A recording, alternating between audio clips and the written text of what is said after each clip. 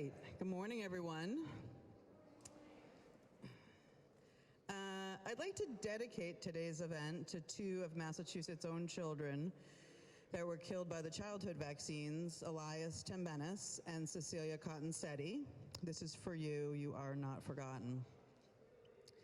So thank you all for being here today at the Faces of Vaccine Injury, Massachusetts. Vaccine injury is very real. It's not rare, as we're so often told, and it takes many forms.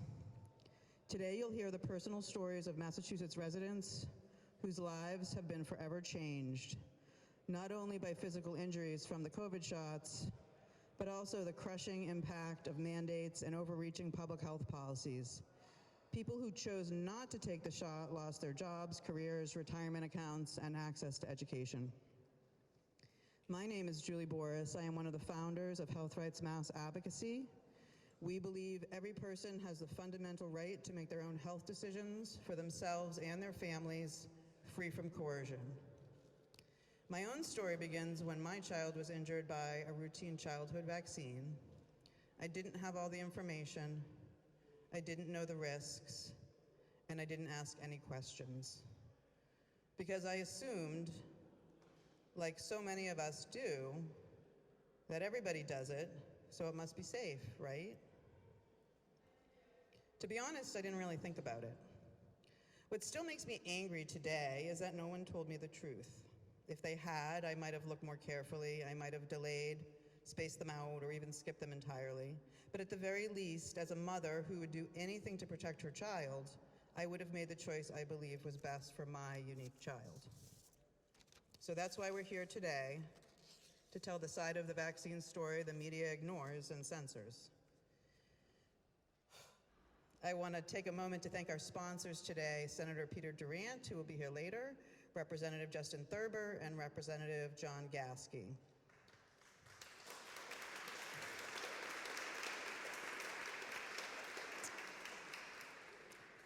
I want to thank them for standing with us to protect health freedom. And I also want to thank our hosts, Health Rights Mass Advocacy and Children's Health Defense New England, for helping to make this event possible. For the many speakers today, being here required extraordinary effort.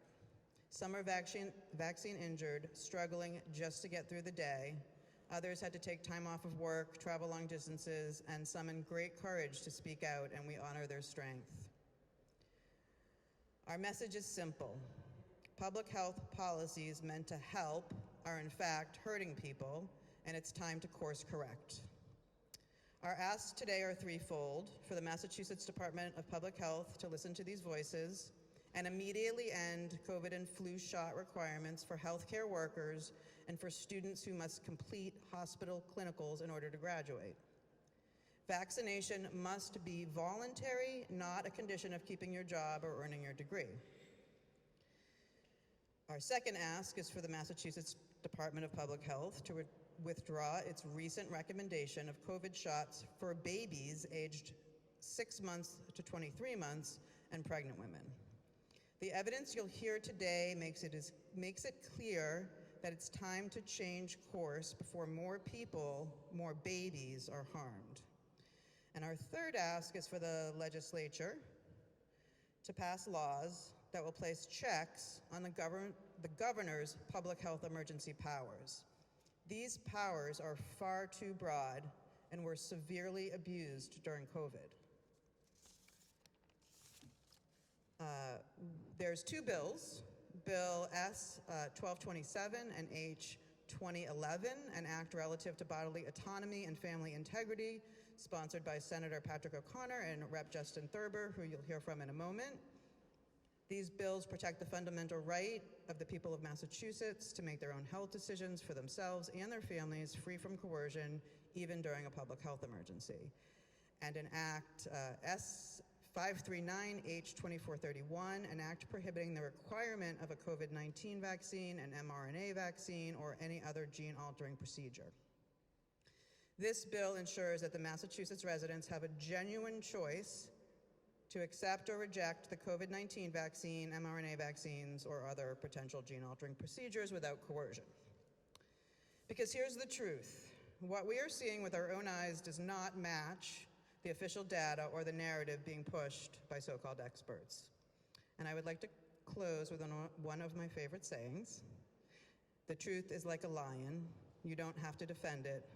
Let it loose, it will defend itself. Today, we are letting the truth loose. And with that, I would like to introduce our first speaker, State Representative Justin Thurber.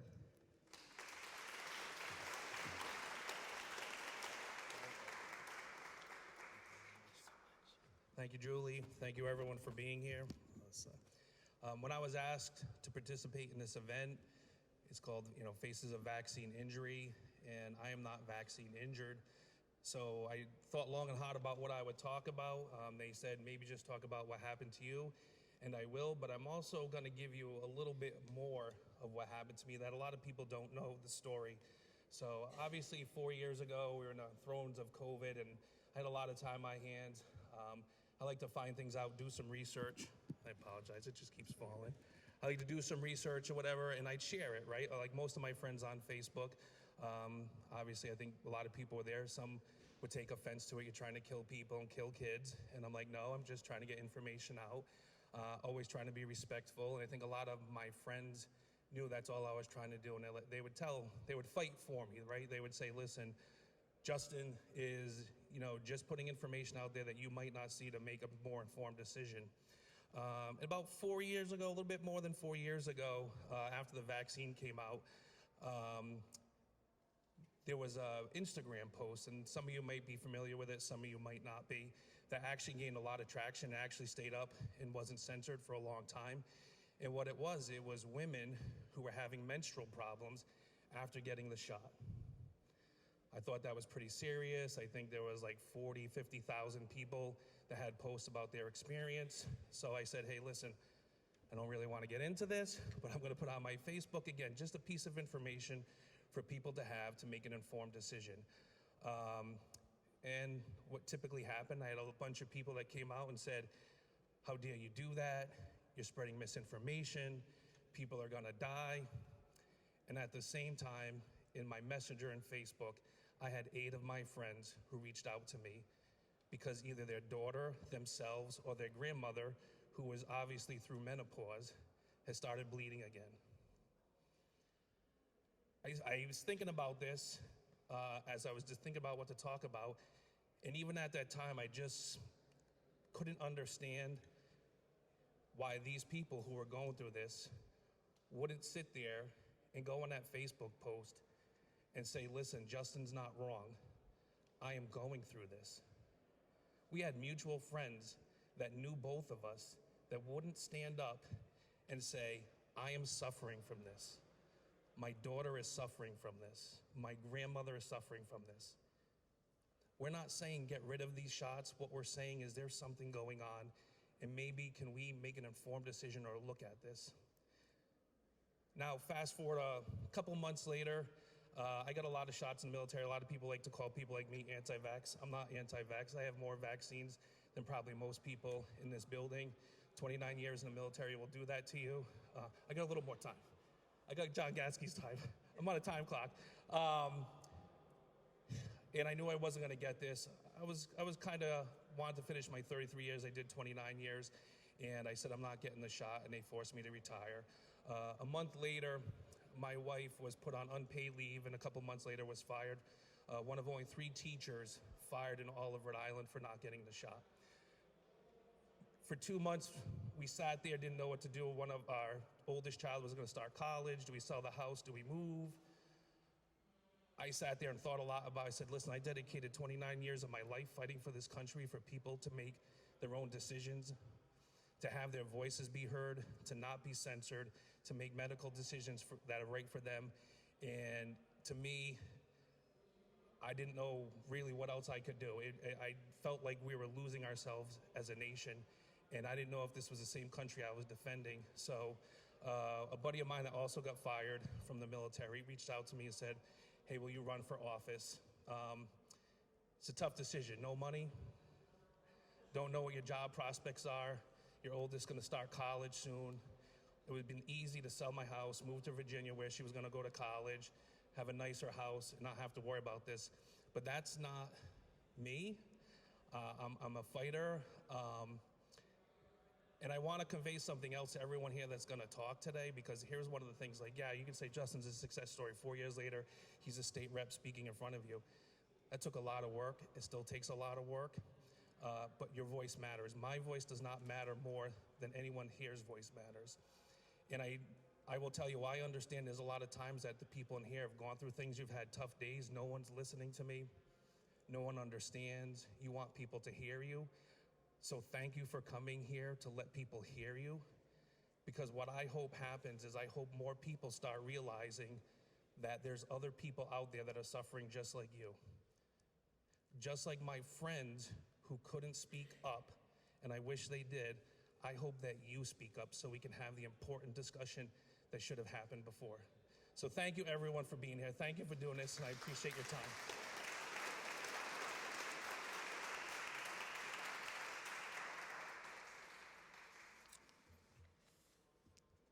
Thank you, Rep. Thurber. Unfortunately, Representative Gasky could not be here today. And I also want to mention, we had about 4 more people coming to share their stories of vaccine injury. One of them's in the hospital. The other one texted me this morning. She's like, there's no way I can do it. I don't feel well. And that is actually what's keeping people with vaccine injury from coming to the State House. They're too sick to come. That's sad. Okay. Before we hear the personal stories, it's really important to note that what many of us are seeing with our own eyes and what patients and even doctors and healthcare workers are reporting does not match the official narrative or the data being pushed by so-called experts. To shed light on this gap, we're inviting 3 independent experts to share what they've uncovered in their own research findings that are not reaching the public or policymakers. And we're going to hear from 3 speakers, and since we did lose a few of our vaccine injury stories, we're going to add a 5-minute Q&A for the experts. For anyone that wants to ask questions, if it wants to come from the lawmakers or the press or anyone in the room, you can ask. We're going to give 5 minutes for Q&A. So our first speaker is John Beaudoin Sr.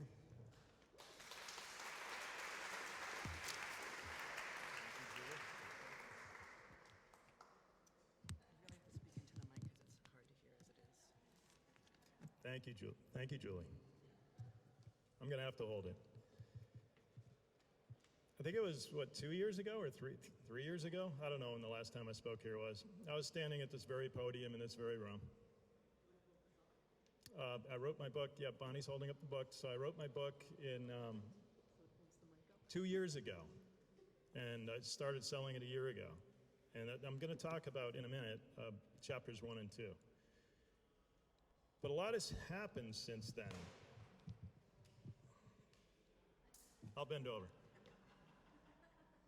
Look like I'm teaching law school or something. People say, he's the data guy or whatever. It's not about data, it's about people. That's why I really like this event, because we have people here, and they tell their stories, but they're not stories, and they're not anecdotes. They're real life. They're injured for life. They've lost loved ones. It matters. And it's important to get the stories out there. So before I get into the data, I'm going to say that since the last time I was here, people have commented online. It's over 100,000 views of various snippets from my last talk here. They said it looked like I was wearing a prison uniform. And Michelle, my friend, made fun of what I was wearing. So I brought the same shirt, and I'm going to wear it.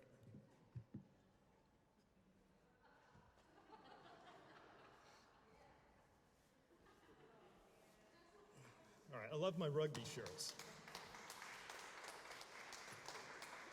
They're cotton, they feel good, but here's the difference between then and now. Let's just take pulmonary embolism deaths.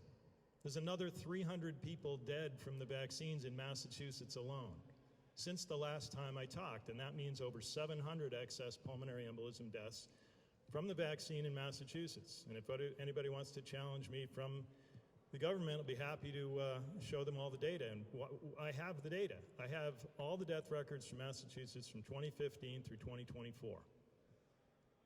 It's over 500,000. I don't know, it's probably over 600,000 by now. It's one of the biggest studies ever done, and I can tell you the excess by cause of death. I can tell you what every individual medical examiner wrote, their prose, the words they use. And so Trevor's here, he's gonna speak. We just talked a little bit before this. His wife died from a pulmonary embolism 6 weeks after the Moderna vaccine. But that's one of an extra 300 since the last time I wore this shirt and spoke here. Like, I feel like I'm a prisoner in my own head knowing all this stuff, and yet how do I get it out to the people? How do you get the people to know when the press generally doesn't cover anything like this? Why? Well, maybe because $47 billion in venture capital financing and pharmas in Massachusetts, 600 pharmaceutical ecosystem companies, 50 companies over $100 million a year in revenue in Massachusetts in pharma, 10 companies over $1 billion a year, Moderna's headquarters, Pfizer's divisional headquarters for mRNA is in here, Jake Auchincloss, my congressman, his father was Fauci's number 2, Hugh Auchincloss for a number of years. His mother is Lori Glimcher. She's president and CEO of Dana-Farber Cancer Institutes, also sits on the board of GlaxoSmithKline, and before that, Bristol-Myers Squibb. In 2021, who was the CDC director, Rochelle Walensky? She was on the board of Mass General Brigham right before having that job. Who instituted the vaccine mandates? Her, and they went over to CMS and got CMS, that's Centers for Medicare and Medicaid Services, and they got them to lean on all the hospitals. We're going to withhold your money unless you mandate vaccines. And how much does Mass General Brigham take in? $4.1 billion a year from Medicare. That doesn't even count the $2 billion or $1.2 billion from Medicaid, $2.5 billion research and academic. What's that, BARDA, Biological Advanced Research and Development? But I said I was going to talk about people. I'm going to use the remaining time to do that. So, chapter 1 of my book is Cassidy. Cassidy Baraka was 7 years old. She died on January 18, 2022. That's a year after the other person I'm about to mention, a year later. So they knew what the vaccine does, and they pushed it anyway. They had a vaccine bus outside the school in Groton, Massachusetts, vaccinating all those little kids. So Cassidy reacted in 5 minutes, vomited for 8 to 10 hours. That was the first vaccine. Second vaccine, a few weeks later, she had terrible abdominal pain, 103-degree fever, didn't have bowel movement for days, and then died. A year before that, Brianna McCarthy was 30 years old. Her death record now says she died from the vaccine. 3 years after she died, and they said she died from COVID, not the vaccine. Under pressure from the books, from her father, calling the state and saying, fix it, make it right. And on Cassidy's death record, they said she died of COVID too, not the vaccine. There's no mention of the vaccine. At least in Brianna's, they couldn't hide it. There's a paper, Fatal Post-COVID mRNA Vaccine-Associated Cerebral Ischemia from Nadia McMillan, 6 doctors from Beth Israel Deaconess Medical Center and Harvard Medical College. This is an absolute vaccine stroke death. Strokes are up very high. There's a lot of excess. And I hope people realize these are real people. Trevor's wife, and then the extra, I think since I was here, 3,000 excess since I was here, dead from the vaccine in Massachusetts. That's over 7,000 people from the vaccine. Thank you very much.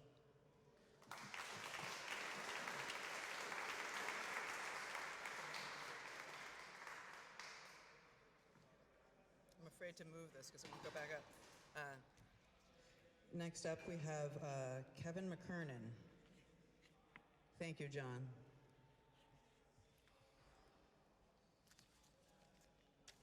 Good morning, everybody. Can you guys hear me okay? So, let me see, how's that better? All right. So I spent my career, 30 years in genomics, started here, actually across the river at MIT. Whitehead Institute, we were sequencing the Human Genome Project, racing Craig Venter, and it was an exciting time. We learned a lot, and I think the really shocking thing you're going to find out today is that all of the efforts we put into the Human Genome Project to understand how to personalize medicine were erased in the last 5 years. We've turned into herd medicine. We've ignored what we learned from this project. After the Human Genome Project, I started several biotech companies and have sold them. I didn't need to work for the last 13 years. I decided to get into sequencing medicinal organisms because I wanted to put them public to try to change the landscape of medicine. So when I came across the fact that there is contamination inside these vaccines, it stunned me. It stunned me that the field that we had developed, this ability to reduce the cost of DNA sequencing 100,000-fold in 5 years, which occurred with many of the great scientists here in this community, was never used on the vaccine. They injected it into 5 billion people with 13 billion doses. That's an enormous risk to the human population, to take something you've never sequenced, inject it into everybody, and hope things come out right. That might be the largest Darwin Award our species ever sees. When you understand what's in these vaccines, you'll come to recognize why. When we sequenced these, we found out there were still manufacturing DNA in these vaccines that were not supposed to be there, something that's known as an SV40 plasmid that is used in gene therapy that tends to integrate DNA into your genome. This is particularly in the Pfizer vaccine, it's not in Moderna, but both vaccines are showing excess DNA that is well over the regulatory limits. And in addition to this, it's in a compartment, a lipid nanoparticle that makes it 100 times more toxic. It gets into your cells and triggers carcinogenic pathways. So this is a major oversight, and the FDA has known about this for 2 years. It's only recently have they taken some notice because our paper got finally peer-reviewed and published and been replicated about 10 other times. But now that we know that this DNA is contaminating these things, we're starting to see it get put into the congressional record with Senator Ron Johnson. We're seeing it get brought up to the ACIP committees now. They're taking this very, very seriously, but it's too late. We missed. For you to understand the scale of this miss, the sequencers that we were building back in the Genome Project era, we had built one known as a solid sequencer, it's about 3 times the size of this podium, cost $500,000, but could sequence human genomes for maybe $3,000.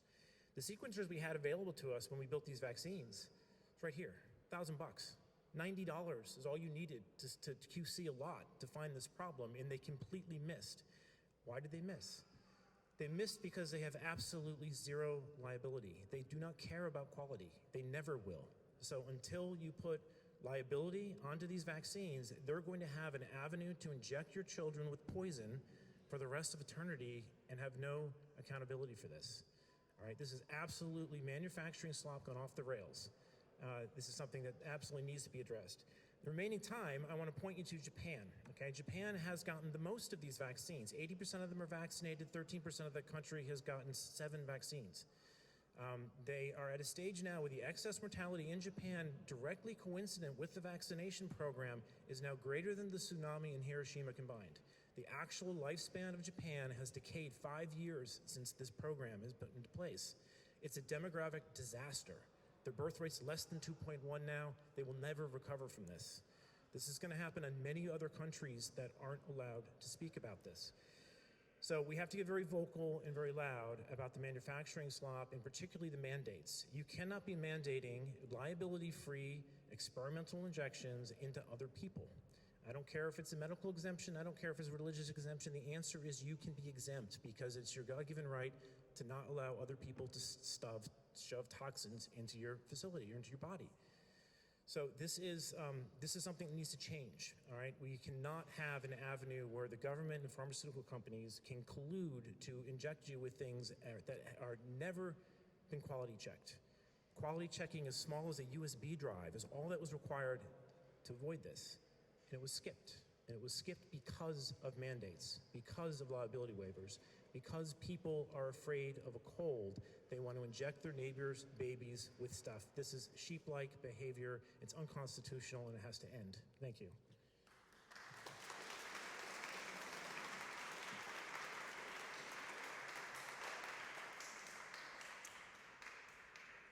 Okay, next up we have Jessica Rhodes, and then we'll have a 5-minute Q&A for our 3 experts, and then we will get right to the stories. I will. Can everybody hear me? Yes? My name is Dr. Jessica Rose. I appreciate everybody being here, including the press, especially the press. I have 5 postdoctoral degrees in applied mathematics, immunology, computational biology, biochemistry, and molecular biology. So I know a little bit about this, the science of the COVID shots. And then in the last 4 years, I've been digging into the vaccine adverse event reporting system data set from the US. If you avert your eyes to this chart here, you'll see some of the graphs that I've published in various and sundry publications. They're all peer-reviewed. Before I get into what this data shows, though, I'd like to say for the record that I don't think there's any point in arguing over exemptions. I think everybody should always and forever have the right to choose. If the vaccines are safe and effective, there's no reason to mandate them ever or to talk about exemptions. So I think I would like everybody to take note of this image here, the image on the far left on the bottom. This is a representation of all the adverse event reports to VAERS from the inception of VAERS, which was about 30 years ago, from 1990. And the low bars, I call this the bungalow skyscraper plot. The low bars represent all the adverse event reports for all vaccines combined that were reported to VAERS since the beginning of VAERS, 1990 to 2020. And the average number of reports is about 39,000. And again, I repeat, that's for all vaccines combined. There's been a very steady and proportional increase in reports that is in complete proportion to the number of products that has increased over the years. So everything was, the status quo was nothing to argue about up until 2020. Then in 2021, something happened, and the purple graph is only represents the COVID shots. This isn't all the shots. And this is only domestic data. This is only the US data. There's a huge anomaly going on here, and I'm not making any claims. I never do. All I ever do is represent or show the data in its raw form. And I've asked the question repeatedly to the owners of the data, which are HHS, CDC, and FDA, what explains this? And I haven't really gotten a good answer. And I probably have a little bit more time, so I'll go into causality, because most people who know anything about VAERS will say, well, it's a passive reporting system, it's not really a good data set, you know, there's underreporting problems. However, it's a pharmacovigilance tool designed and owned by the government, and the purpose of it is to use the information therein as data to do causality assessments. There are 10 criteria you need to satisfy called the Bradford Hill criterion, and if you satisfy 6 out of 10, you probably have, they call it a very likely causative effect. It's always worked in the past. It was used to recall the rotavirus vaccine in 1999 due to a very small intussusception signal. So I've done these causality assessments myself. I do all this voluntarily because I see that there's a problem, and I'm a data analyst as well, so it's fun for me. The findings aren't fun, though. So what you see on the two gray plots, these represent a temporal association between the injection date and the onset date. And those are on the right-hand, these are all sudden events. And the one on the right represents sudden death. So these are rare, okay? They're not often reported to VAERS. There's a huge cluster of these, first of all, and I don't think you can see it, but it says that 74.5% of all the reports of sudden death in VAERS in the COVID shot context happened within 7 days. That indicates a temporal relationship. Now, it's only one of the Bradford Hill criteria, but there are 9 others that you can satisfy equally well. And I'll just use the remaining minute of my time to refer you to the bottom plot. This is recently published, peer-reviewed. It took 3 years after I got my first version censored. This is an overlay of the myocarditis. Everybody knows what that is, inflammation of the heart. Reports extracted from VAERS, it's raw data, there's no interpretation, superimposed on Our World in Health data, which is not my data. It's also, I think, I'm not sure who owns it, but it's a very well-recognized database. And what you see in blue, I'm not sure you can see it, the superimposed data are the fully vaccinated cases that were reported to Our World in data. They superimpose perfectly. Like you can see, they line up at the peaks and the valleys line up. This is the most important point when you're looking at this. With the myocarditis reports in VAERS, the myocarditis reports are a little bit offset. It's about a 2-week offset post the injection data point. So I'll just end with this. There's a lot of explaining that needs to be done. There are a lot of adverse event reports. There are over 1.6 million reports associated with the COVID shots in the VAERS database alone. And there are pharmacovigilance databases all over the world that are exactly saying the same story. So thank you very much. I appreciate the time, and I hope that everybody learned something today from what I said.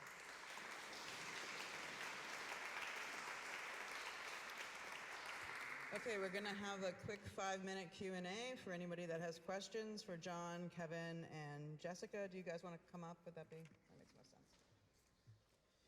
I have to put my bag down. Yeah, do you want me to? No, it's with me.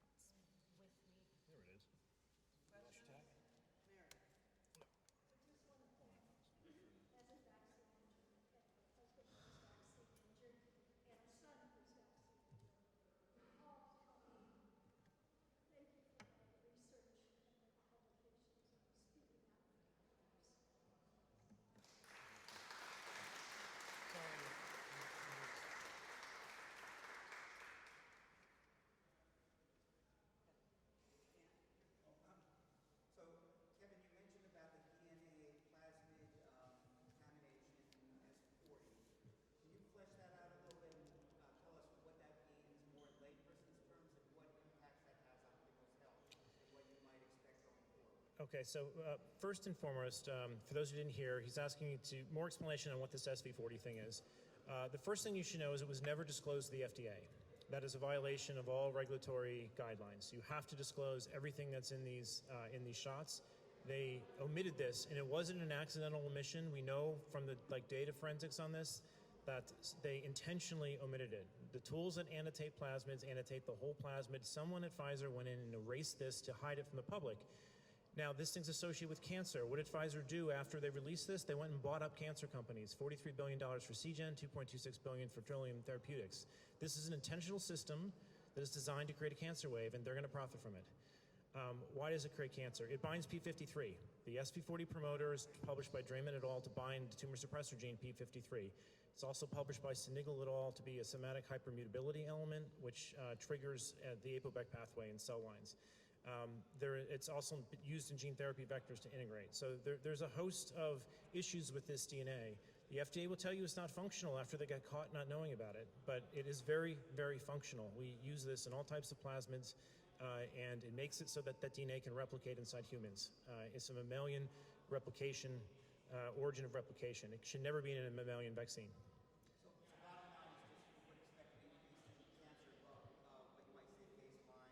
There already is evidence of maybe a 5 to 7% increase in cancer, excess cancer in Japan. So it's already here. It's not the main issue. John will tell you it's acute renal failure or acute renal injury that is really a much higher issue with these vaccines. It's harder to see because cancer comes on later, and most people don't associate late onset disease with severe adverse events, and they don't get reported to VAERS. So it's a signal that often gets lost. Can I add to that? I just want to add to that for anybody who understands the law. There are manufacturing standards that were set. They did not meet their own manufacturing standards. There's something called strict liability where you don't even have to prove intent. All you got to do is prove that they didn't meet their own standards. Done. You win the lawsuit. The problem is we're barred from the lawsuits by the PrEP Act, which needs to go. But from what Kevin said, I mean, he's proven that they did not meet their own manufacturing safety standards. It should be done. The lawmakers right now should be clamoring to shut this down immediately. So if you understand law, I just wanted to talk about manufacturing defect analysis and product liability. That's where that is. And Dan's a lawyer, so he knows this. And one more tidbit. Me and Kevin and David Speaker in Canada published a paper very recently on this subject matter. So if you want to read more about it, it's very readable. Perhaps not for laymen, but it's readable. Just type in Speaker, S-P-E-I-C-H-E-R, McKernan and Rose, and DNA, and you'll find it online. Please read the paper and download it and give it to others to read. It's just good science.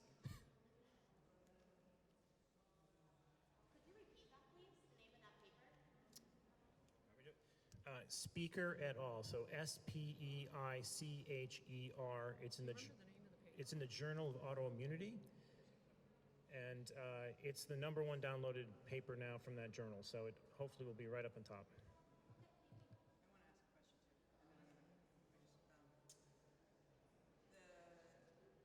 DNA plasmids, you hear people say that it can integrate with your genome and change the human genome. Can you explain a little bit what that means in layperson? Yes, so one of the selling features of these vaccines is that it's mRNA, and mRNA shouldn't get into your nucleus and change your genome.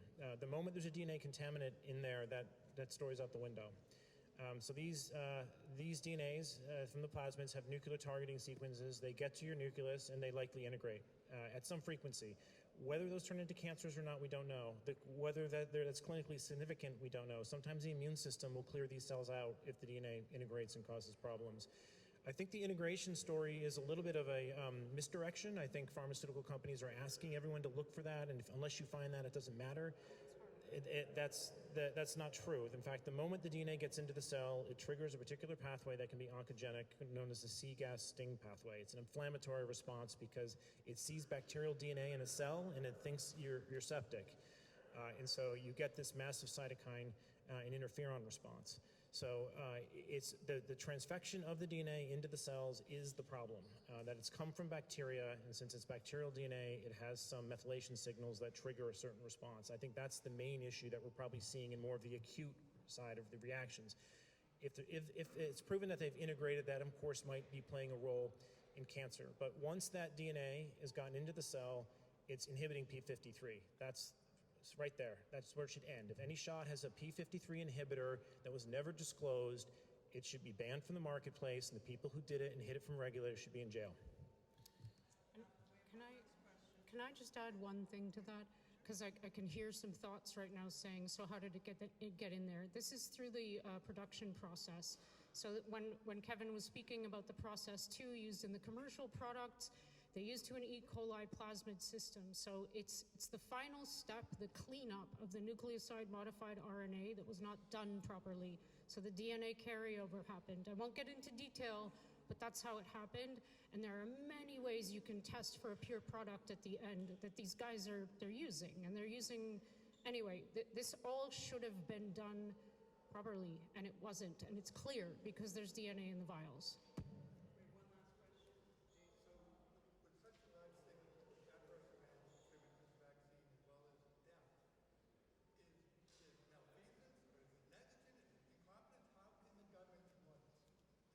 They revert to the fact that, in particular, VAERS is a passive reporting system, and they say that it can't, everyone reverts to the disclaimer, it can't be used to prove causation, but that's BS, because they actually do use it to prove causation with this secondary set of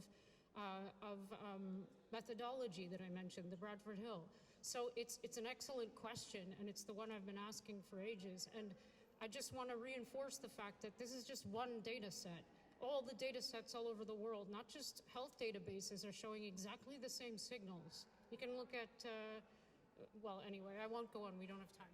I want to give one more side of this, which is the monetary side of this.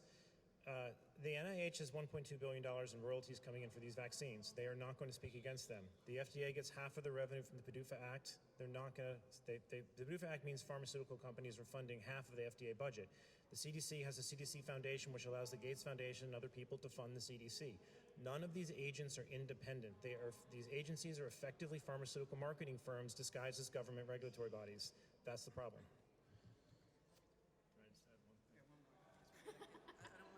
So, the question originally, what do they know and who's responsible for what? It depends on the individual. Some people have the mens rea, the mental state where they purposely drove these products to market knowing it. Some knew that something would happen. Others are just reckless in not testing it. But when it comes to the manufacturing testing, they skipped the final step in process 2, like Kevin said, for profit. That's it. They shirked to their responsibility because liability was driven to zero through the PrEP Act. When you drive liability to zero, the burden of precautions goes out the window, the manufacturer shirks, and the negative externalities manifest in death and maim instead of, I had to pay $2 billion for a trial. So it's an economics equation, but it's also behavioral. But in the end, what you asked is, yes, it's criminal. But you have to identify people, not entities. Thanks. Thank you so much. Thank you all so much for coming. Okay, we're gonna hear from our first speaker. We have Mary Gammons.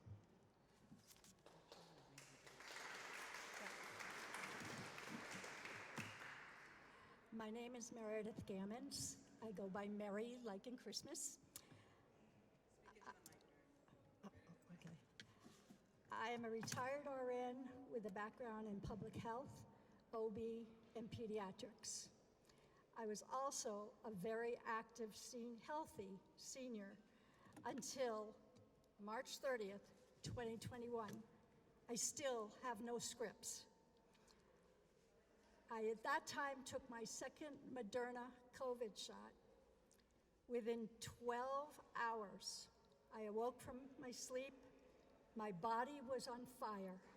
Fire, tingling, burning, severe pain that started in my feet and spread throughout my body to my scalp and down to my fingertips and down my spine. It was like an alien experience. I was like, what the heck is going on? I screamed at my husband, go get a kitchen knife and slice open my legs. They're going to explode. I was bedridden for 5 days, unable to walk. It is now 1,637 days later, and I continue to fight all my neurological system issues. I also have many high out-of-pocket costs because none of it is covered, because there is no code for anybody to bill for a COVID vaccine injury. We know how research around the world, as you've heard from John and Kevin and Jessica.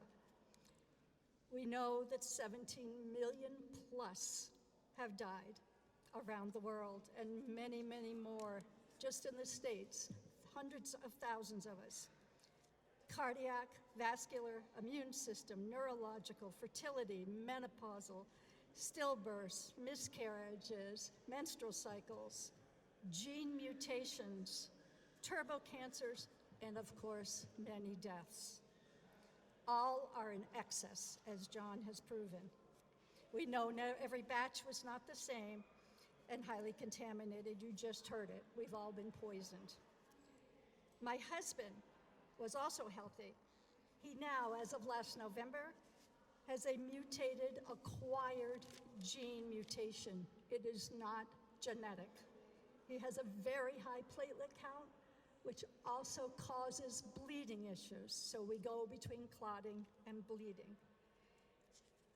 I also have a 46-year-old son who has passed out routinely, broken facial bones. He has POTS, and he just at 46 had his first ablation for cardiac issues. I have one son who never took a vaccine, one I should say. He did take one. He's a teacher. And the other one happens to be a doctor who thought they were wonderful.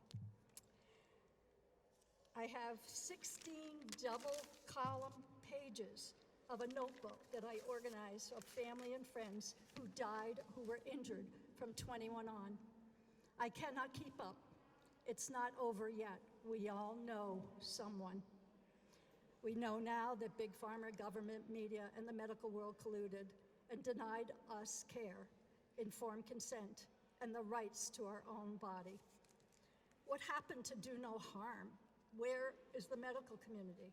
What happened to our bodies ourselves in Massachusetts? It was published here years ago. Doctors who saw patients acknowledged maybe to the patient that they might be vaccine injured but couldn't say it out loud and were silenced. But yet they still collected and pushed the boosters. Why are they not researching all of us injured? Some of it is coming out now, thank God. It was a lonely and frightening and isolating, trying time, trying to figure out what is going on with my body. No mandates, ever again. We know our medical history and our bodies. and work with our own physicians that we trust, and that's pretty much gone. The data is being shared daily. Thank God we have more coming out. Please recognize what has occurred, I say to doctors and legislators and everybody in the community. In closing, I'd like to say the words from Charlie Kirk. Freedom in this country, family, and faith are our top 3 priorities. We are asking for all 3. Thank you, Health Rights Mass.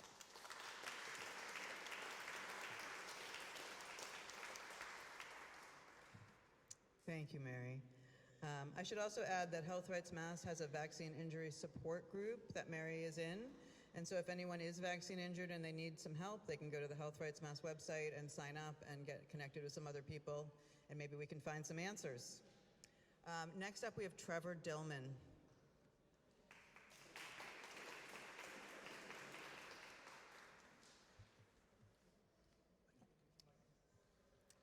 Thank you, everybody. As John already mentioned, my wife passed away suddenly and tragically, April 4th, 2021. Not a day that I'm going to forget. It was sudden. It was about 6 weeks after she took the COVID vaccine, and we never really got any answers about it. Although she was, according to her, instructed to get the vaccine in order to continue her job, she was somebody who passionately and enthusiastically went out and sought the vaccine. She viewed that as a calling and a way to help people. That's just who she was. She was a giver, somebody who loved to help. And she unfortunately gave her life to do that. It was a devastating day. It was in the middle of the night. We really had no warning before it happened. I was awoken in the middle of the night, discovered her outside her bedroom, heard a noise, which I thought at the time she was choking. But what it turned out to be later, which although I had heard the noise before, was the death rattle. Didn't occur to me that that would be happening. Called 911, ambulance was on the way, worked to keep her awake. She died shortly after in the hospital. Her heart stopped, pulmonary embolism. The moment that the doctor walked in and told me that at this point she hadn't been conscious long enough, or she'd been not conscious long enough that even if they were to revive her, there probably wouldn't be much left. Hard to describe what that feels like, especially having, again, really no warning and it being very sudden. I didn't know it at the time, but the moment that she did pass, I was holding her hand, so I had that, and I did see the light leave her eyes. It was a brutal day, and threw my life into chaos. I've since then been working to give in her stead, and I want to say that I commend everybody who has the courage to come out today and share their stories and do what you're doing. I'd love to get some answers, so let's get those. Thank you.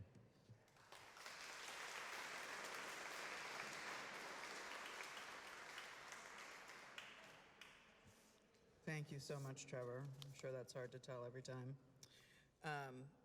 Okay, next up we have Dr. Mary Sutton. Dr. Mary Kelly Sutton, you're up.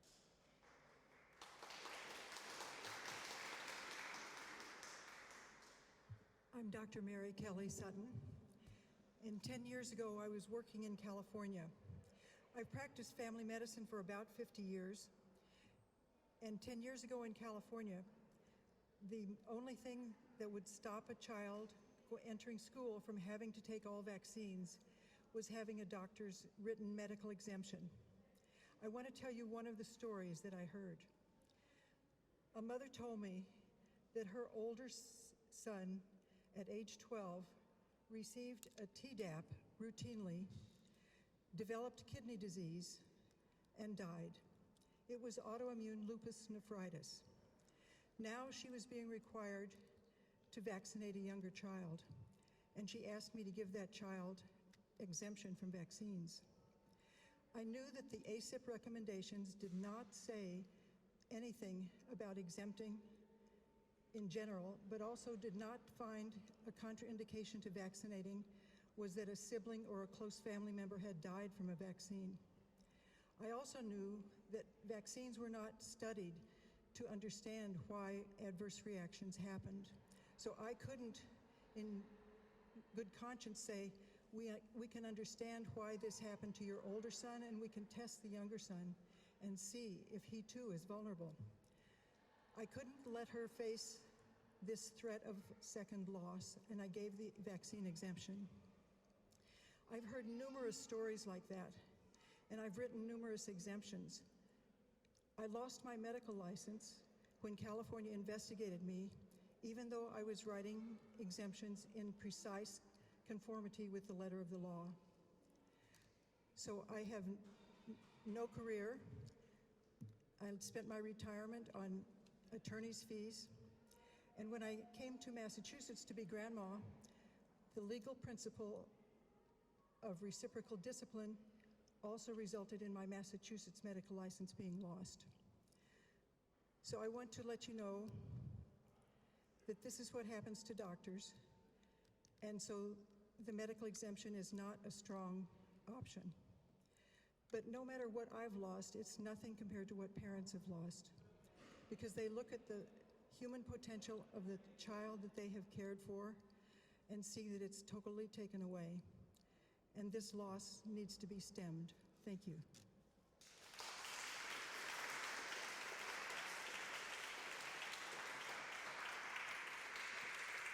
Thank you so much, Dr. Sutton. Next up, we have Willard Perkins.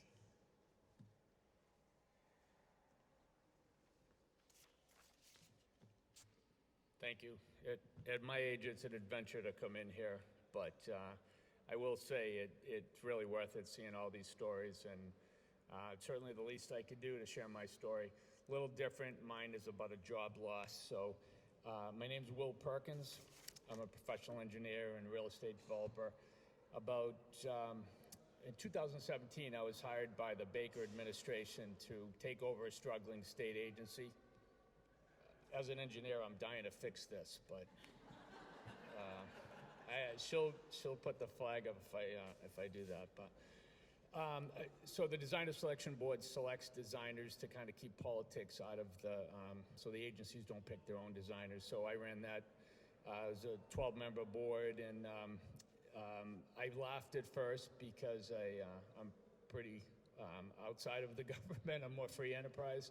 But then I realized it was a way to return public service, customer service, as you probably all can get when you get a letter from the government. You groan because it's not good news. And so I was committed to making the whole process a lot easier.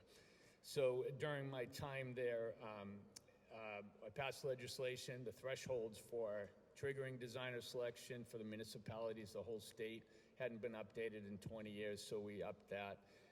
I recruited a totally nonpartisan professional board of engineers and architects, very pleased with that. And most importantly, I created a new online system so that instead of all these architects and engineering firms putting hundreds of pages of paper applications for every single one, everything's done online. So it was a tremendous success. In fact, several other state agencies like Display Diversity Office, Executive Office for Housing Livable Communities, among others, used this system, and it's been life-changing for them. Several other states contacted us about it, so my time there was I think, well served. But I was fired for not taking the COVID vaccine abruptly. They pretty much left me alone. I'm not a political appointee, and they just left me alone, but then out of the blue. What followed is, I can't even tell you how nasty they were to me. It was like 1 minute I'm going to these meetings and they just, again, kind of left me alone. I've got all kinds of good responses from the architectural engineering community, from DCAM. And then all of a sudden I was public enemy number one. I couldn't file for unemployment. And I've been self-employed my whole life, so the idea of actually getting some money from the government was kind of a trip. So I fought for that. I won. They appealed. I still won. So that was just the beginning. I had to get permission from MCAD, I had to wait 90 days through that whole process. Then I had to get permission. I didn't know you had to do this, but if you sue a government agency, you've got to get permission to sue them. So I had to get permission from the Attorney General's office to sue them. So we finally sued and I guess it was June of 2022 by time out. So now 3.5 years later, I still don't have a court date. Last week they're talking about 2 more years till my court date, which is, I'm 67 and my lawyer's going to make an argument about my age, but it's just unbelievable. I mean, they ruined my career. I'm self-employed, so I have things to go back to, but who wants to hire an engineer consulting that is suing the governor? So it was not, and then when you file suit, it's like all these, I think Morgan & Joy is the firm. They're all politically connected ex-state employees, and they have an unlimited budget. And really was eye-opening, and it's very troubling how the only thing, I'm sorry, time's up. I just want to leave you a Bible verse that I think something good's going to come from this. Romans 8:28 says, and we know that all things work together for good to them that love God, to them who are called according to his purpose. So if I can help any one of you, please reach out.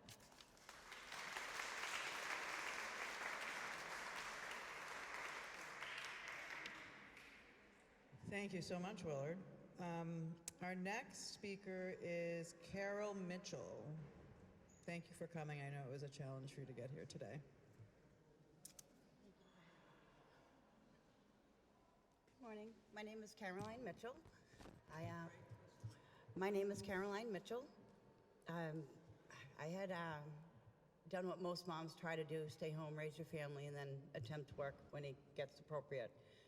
My youngest child has autism, so I stayed home for 14 years. I returned to work February 2020 to an investment firm. Had basically got right back into the administrative career that I wanted to go right back to that was permanent for the rest of my life. As most offices had to deal with, there was the 100-person requirement to get the COVID vaccine at the time. I had then worked in the small office and was able, right at that requirement was dropped, I then kind of got the eyeballs from my coworkers and wondering when I was going to get the vaccine and asking, small 6-person office. So I then went ahead and at the time I was walking and running every day up to 6 miles. Young, I'm now 51. This is 2021 when I got vaccinated. 2020, I got the position. Very, very active, no medications, no ailments. It was just years. I'm the youngest of 7, so I enjoy walking and running. I would take down the trees on my property if there were limbs and things like that, repaint the interior of your home.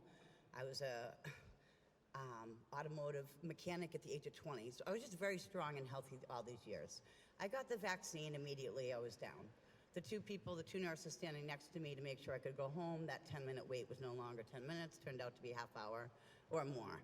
They contemplated to send me to the emergency room because of the effects. They got me resolved with cold water, cold ice pack, take my shirt off, get some fanning down.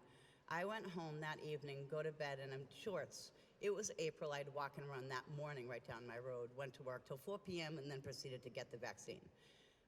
That evening, my knees were swelling from both knees, proceeded to take over one leg. One leg was this much bigger than my other leg. As you see, I'm not very big. That had happened and lasted over the next several weeks. It took me 1 week after the vaccine to find out, did something happen to me? I got reevaluated with an allergist, got confirmed, go ahead, you're all set, get the next vaccine. I was paralyzed, literally. 4 months, my husband carried around my home, hand-fed me, gave me medicines, my dog right by my side, and I couldn't move a finger. Couldn't pet him, couldn't enjoy any of my hobbies, anything I did to take care of my home and my family. I am 4 years in, and I am junk. I'm on immunosuppressants. My body's been attacking myself since April 29th of 2021, and I just had new blood work done last week, and it is confirmed I still have abnormal plasmacytoid lymphs, and they're now got paperwork in Mayo Clinic to figure that piece out. I had the myocarditis, I had the vaccine thyroiditis from the beginning, several organs involved, and I am 12 joints that I deal with severe arthritis type of symptoms. My autonomic system is junk, battling on when I need to leave due to the heat. So I'm on permanent medications now to function at the age of 51, and I have my 2 PCA caregivers that come with me 4 to 5 days a week to help me. I urge you to please look further into this before we pass something like this and protect our children. Thank you.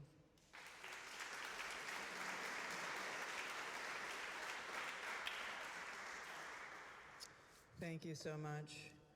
I think one of the biggest crimes of this is that people that are vaccine injured, their vaccine injury doesn't get acknowledged, and if you can't acknowledge it, you can't help them. And so there's a lot of people suffering. Thank you for sharing your story, Carol. Next up, we have Natalya Vargas Sanchez.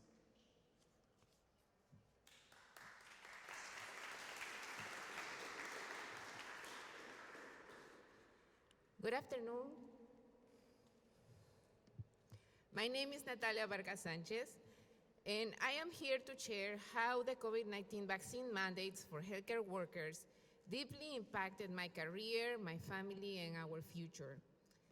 I arrived to the United States in 2009 from Panama with only a basic level of conversational English. Through the years, I was able to perfect my English and advance my education to become a board-certified family nurse practitioner. During the pandemic, I was working as a diabetes nurse educator at a busy healthcare center in Lawrence, serving mostly a Spanish-speaking population. My patients needed someone who understood their language and culture, and I was proud to be that person. At that time, my husband and I were saving for our home and hoping to grow our family. But when the mandate was implemented in the health center, I faced serious concerns about the vaccine's long-term effects on fertility and pregnancy. At the same time, it was becoming clear that vaccinated individuals could still contract and spread COVID-19. On September 15, 2021, I was forced to choose between going against my conscience or losing my job. And I was forced to resign 1 month later. Despite my qualifications, I was repeatedly turned away from job opportunities because of my vaccination status. Several interviews ended abruptly when I disclosed it. I left those experiences feeling humiliated and hopeless. Financially, we struggled. I didn't apply for unemployment, believing I was ineligible. We drained our savings, lost the chance to buy a home, and had to postpone plans for another child. This mandate didn't just affect workers, it hurt families, patients, and communities. It pushed bilingual, culturally competent providers like me out of the workforce at a time when we were most needed. Thank you for listening.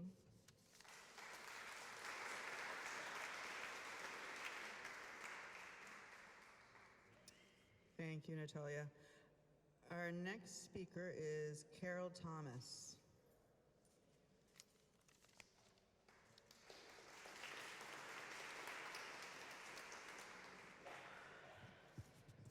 Good afternoon. My name is Carol Thomas, and I worked for the Department of Correction for 9 years, 8 months, and 26 days. I was the Director of Staff Development and Training. I was also the Director of Diversity in the Office of Diversity and Equal Opportunity, and I was the ADA Coordinator.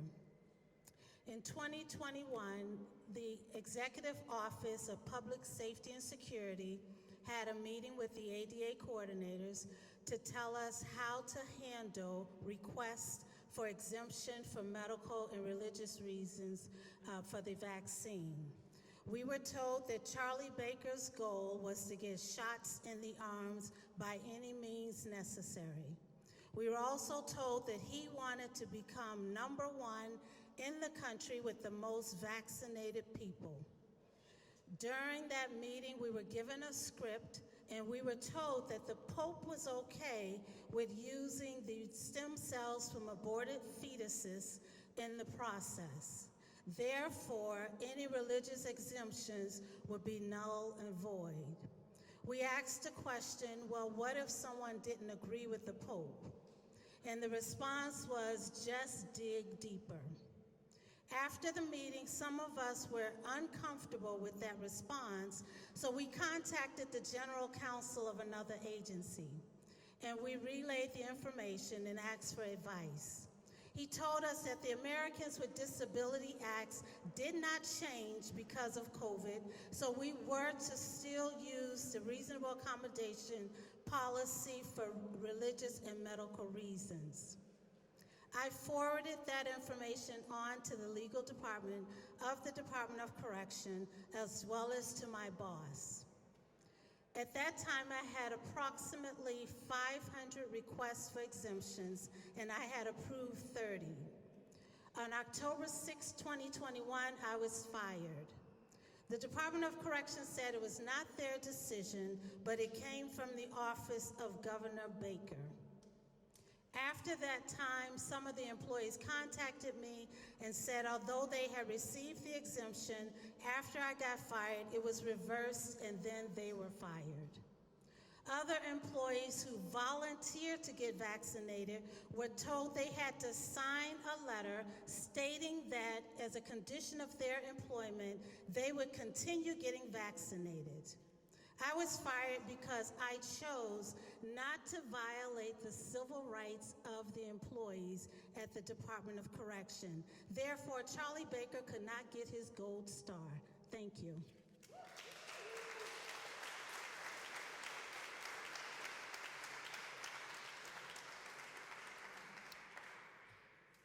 Thank you very much, Carol. That was very interesting. Okay, next up we have Therese Goldthrop.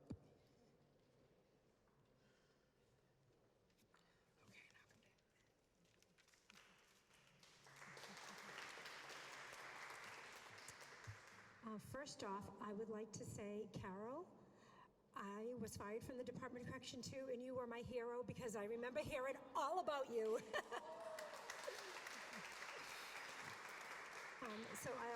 I'll just go on.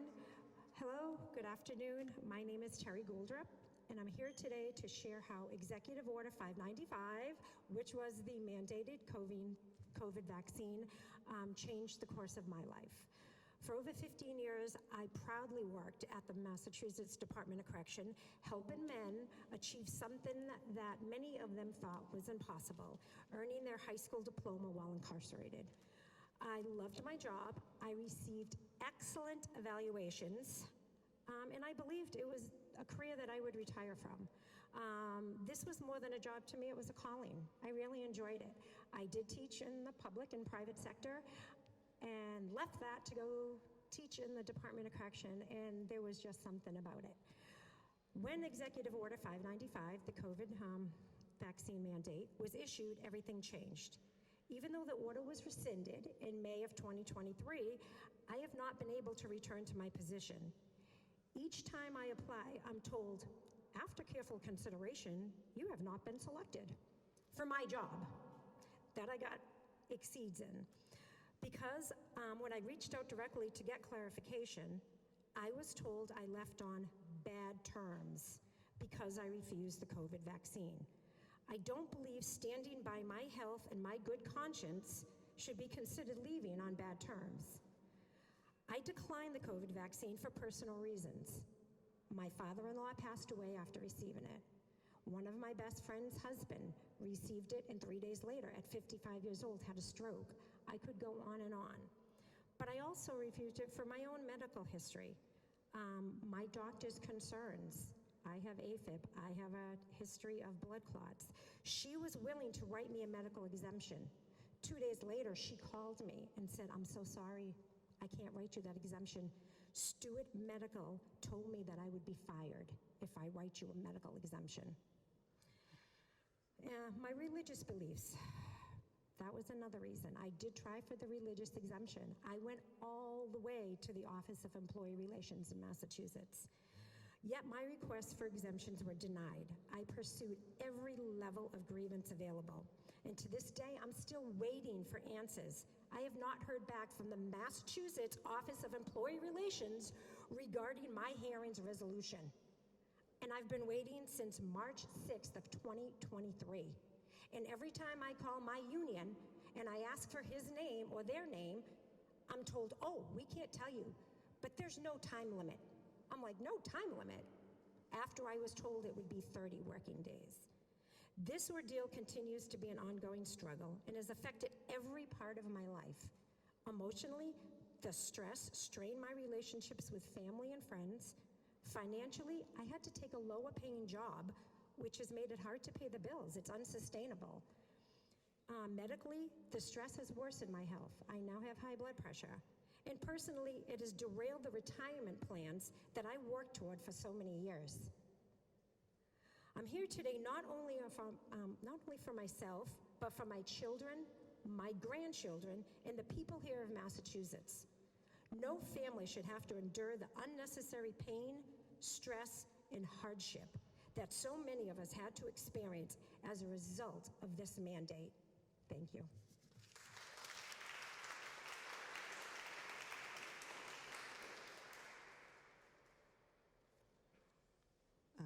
Our next speaker is Kenzie Rhodes. Thank you so much, Teresa.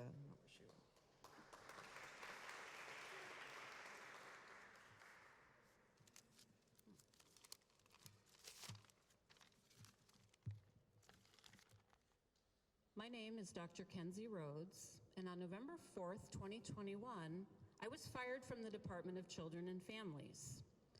I came to state service at entry level in 2007, taking a 33% pay cut from my private management sector job.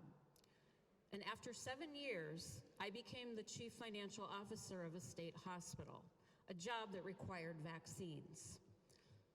At that time, I didn't think anything of it, safe and effective. So I took 6 shots all at once, and I promptly lost my short-term memory, and I developed severe brain fog. In the new job, no one knew me, and so they didn't know that I had always had a photographic memory. They thought it was a cute quirk. I would hide in my office and stare at the wall while the fog swirled through in total confusion. But my family knew that there was something very wrong, and they intervened. And I began working with naturopathic treatments to heal.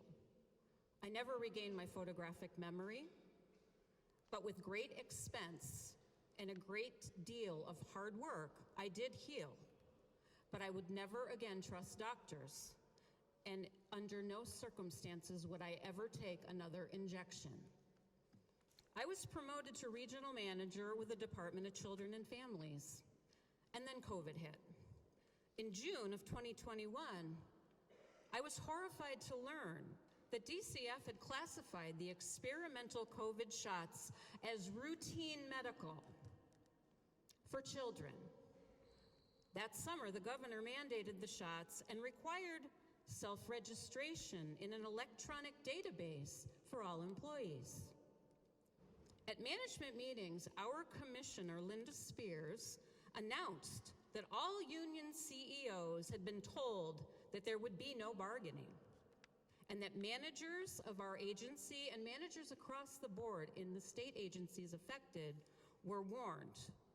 And so we were told that of the 4,000 employees of DCF, about 700 had filed for exemptions, and that none of them would be approved. Managers were told to convince nearly 20% of our workforce to comply. It became a nightmare of tracking individuals and reporting weekly who had given in. Meanwhile, EHS was constantly bombarding us with emails reminding us to get the shots and to register our private information in a database. The pressure was absolutely relentless. I filed for a religious exemption, and it was denied.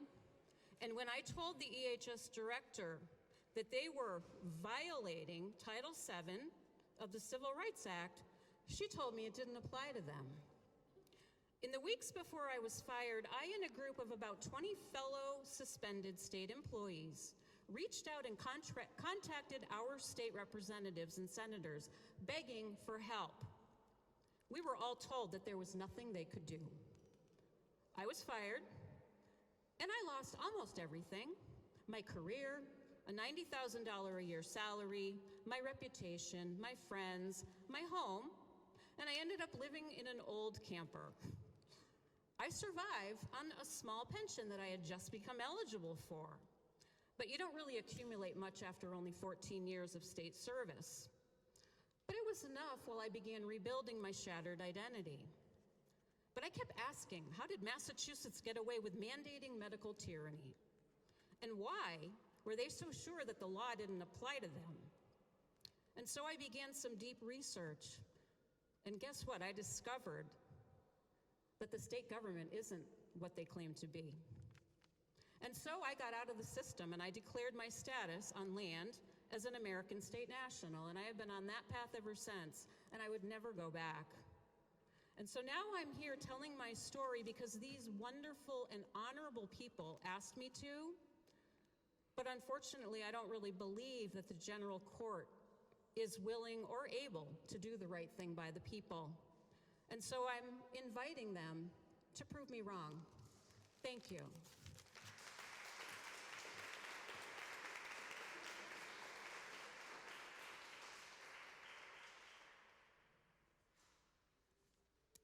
Thank you so much, Kenzie. Our next speaker is Mike Gallagher. I'm going to need to put this.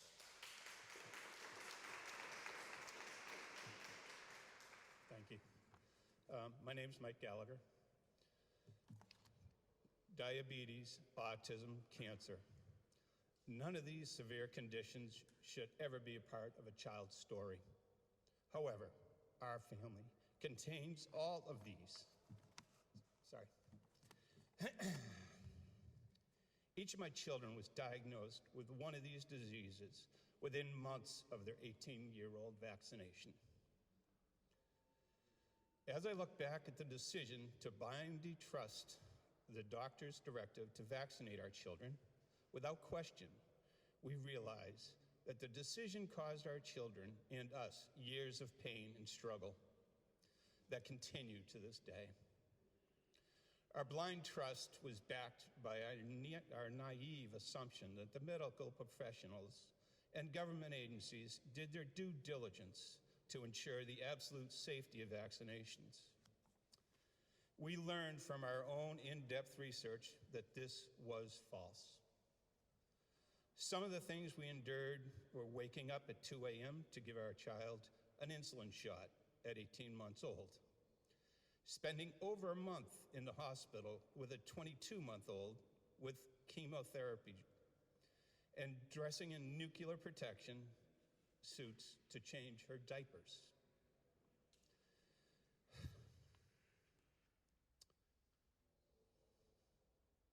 These experiences made me question medical decisions required of parents, especially when they insist.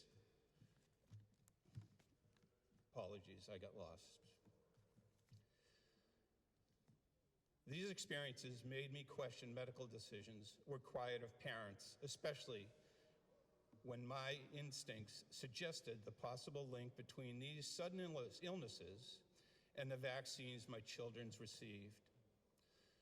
Our concerns were dismissed by doctors who denied any connection and refused to accept any financial responsibility for the potential adverse reactions. The uncertainty lingered, fueling my resolve to protect my children and do my own research. It wasn't until years later, in the context of the COVID pandemic, that my quest for understanding intensified. I turned to resources like the VAERS information, the site searching for patterns, stories, or anything that might be shed a light on the questions that haunted us. What we found was both reassuring and alarming. I was not alone. I learned the vaccine injuries were very real and purposely hidden. During the pandemic era, one of the first things I noticed was the absence of vaccine insert information at pharmacies and medical offices. No pharmacies could explain the lack of information within the package, yet they were still giving out shots freely. Doctors were not even engaged in the conversation. No readily accessible list of ingredients or possible side effects was anywhere. The absence alone raised questions. Why were there such a lack of transparency, with something so significant? Rather than illuminating issues to the public understanding, the current approach of the details, they restrict access to the knowledge. The strategy raised concerns about the lack of commitment to the people's right to be informed. In search of legal resources, I found the Nuremberg Code, which forbids forced medical vaccinations or treatments. They became a reference for me. I aimed not only to hold the medical community, but also local government responsible for and remind others of the right to refuse consent. The impact of our family struggles extended beyond the physical health. My wife lost her job at a school as a paraprofessional due to vaccine mandates, and our request for religious exemptions fell on deaf ears. They gave no explanation of why they were denying it. It was an arbitrary decision and caused emotional turmoil within our family. In seeking solidarity, we joined groups like Blessed by His Blood, the Vaccine Control Group, hoping for both community and protection against job loss. It took my wife over 3 months to heal enough from her town's rash decisions, an emotional toll to seek new employment. Her saving grace was finding a position in another school system that was not under draconian rule, a turn that helped restore sense and stability to our house. Through questioning and tension, I found good and as well as community support. Each other people searching for truth and shared hope for the voices who would eventually be heard and from those in power. Ultimately, I hope we emerge from this time not only as a better prepared, but also more determined to question and demand accountability from those in power. May our governments learn to truly listen, and may the citizens never relinquish the right to make informed decisions about their own bodies. Let me be vigilant, and let's all be vigilant, compassionate, and above all, afraid to ask questions that matter.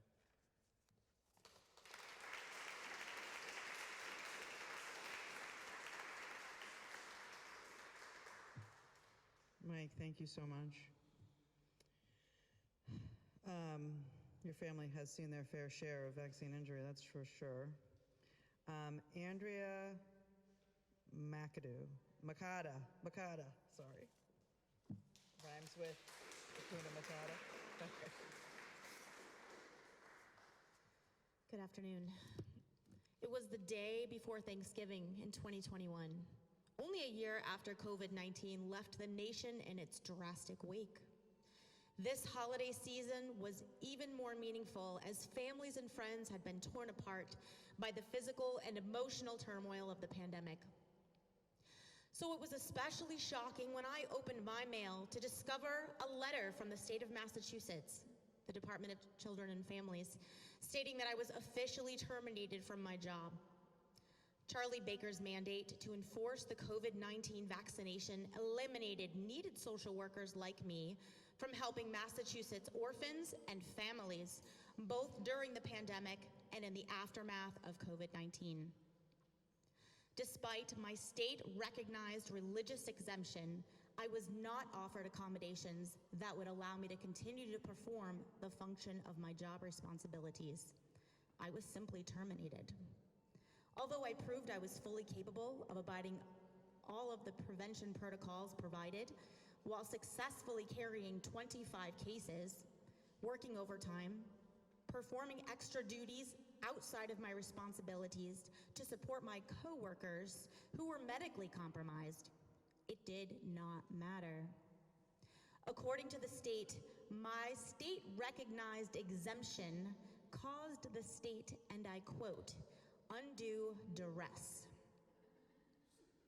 Much like many Americans trying to make their American dreams become reality, I was also pursuing a graduate degree in the health professions while working full-time to support myself and my aging mother.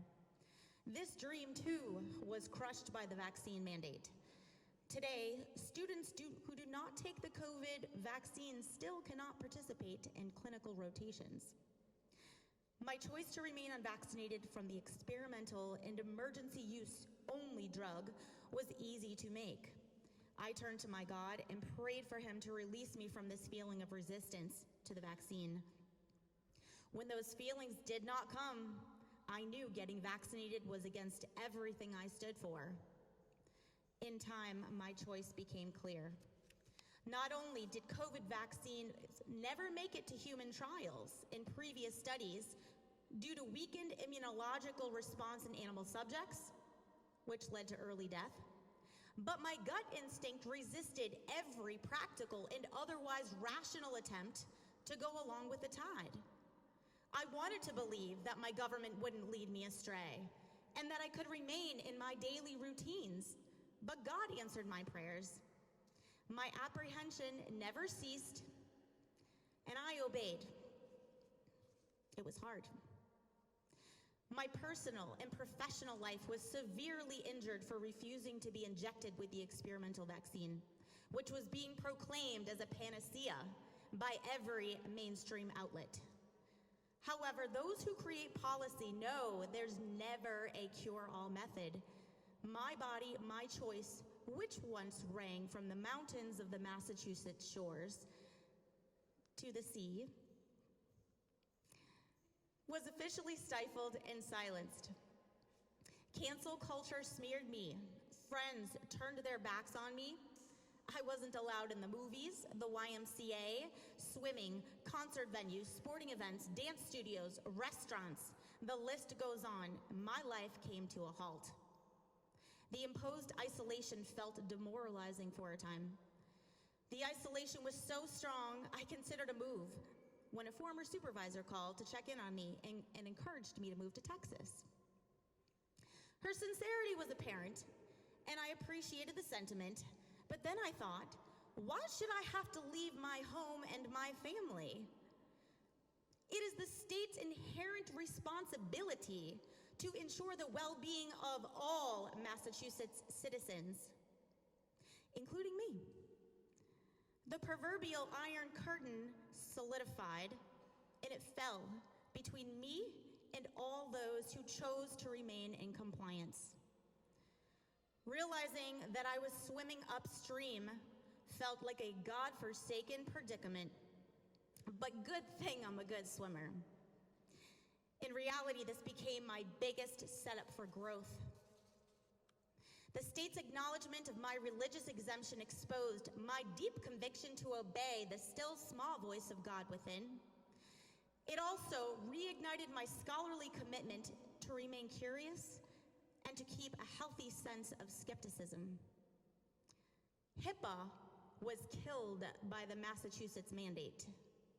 With my privacy completely invaded, I was judged by my vaccination status by strangers who demonstrated that I had absolutely no right to exist without repercussions. I bravely embraced my new brand. So I thank you, lawmakers, for your dereliction of duty and to promote the well-being of constituents like me. Like many others, I am no longer hoodwinked by your narratives or marketing appeals to blindly become vaccinated. I will continue to conjecture until I am fully satisfied that you will turn from your biased echo chambers, clamoring with stale refutations, toward the heaping piles of alternative policy and scientific postulations that scream for attention. I hope you listen. Thank you.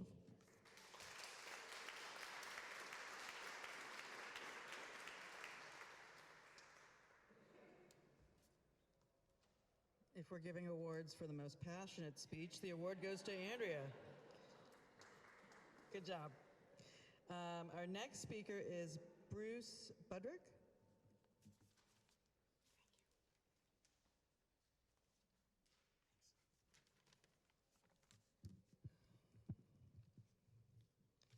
Hard to follow that. My name is Bruce Budrick, and I am here today to tell my story of how I lost my job at the Department of Housing because I refused to take the COVID-19 vaccine. I started working at DHCD in January of 2014. As a facility management specialist, I would visit all the housing authorities pretty much west of Worcester to help with their dwelling unit safety. I loved my job at DHCD. Then COVID hit in early 2020. By the second week in March of 2020, DHCD sent all of us to work remotely from our homes. All of our duties were conducted remotely. In 2021, I started hearing about the emergency use COVID vaccine.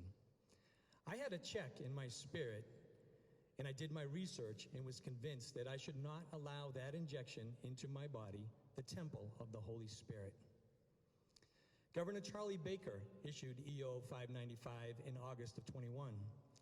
It stated that the executive department employees shall demonstrate that they have received the COVID-19 vaccination by October 17th of 2021. Human Resources were instructed to issue a written policy for all executive department employees to require proof of the COVID-19 vaccination. The policy was also to include a procedure to allow limited medical or religious exemptions. Right. I submitted my religious exemption. After a few online meetings between me and the HR staff and their lawyers, where I diligently presented my case, it quickly became clear to me that there was no intention of providing a reasonable accommodation to me. Their response to my religious exemption said, the department has granted you the presumption that your opposition to EO 595 is based on sincerely held religious beliefs. Unfortunately, despite this presumption, DHCD cannot grant you a religious exemption. They said the reason was the cost associated with managing regular weekly testing would be more than de minimis, a legal term they conveniently used, right? As such, it would pose an undue hardship on the agency. I was hired in January of 2014. I was terminated in October of 2021. I worked for DHCD for 7 years and 7 months. Unfortunately, it takes 10 years to be vested for retirement. I also worked for my country, and I worked 15 years until there was a reduction in force, so I could not get full retirement even in the military. They even tried to deny my unemployment. This wrongful termination has removed any hopes of retirement and has been extremely difficult the past 4 years. The jobs that I have had all been a salary cut. Thank you for allowing me to tell my story.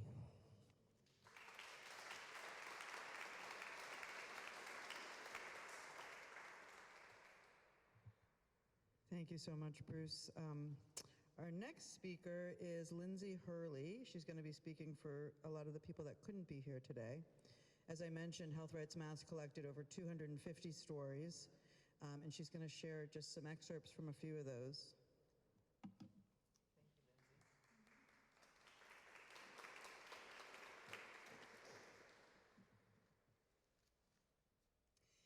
Today, I speak not only in my voice, but in the voices of those who could not be here. Their absence is not silence. It's the weight of injury, grief, and injustice. These are the faces of vaccine injury in Massachusetts, and today, we carry just some of their stories into this room. Janet, age 21 from Boston, is a young woman whose mother speaks for her.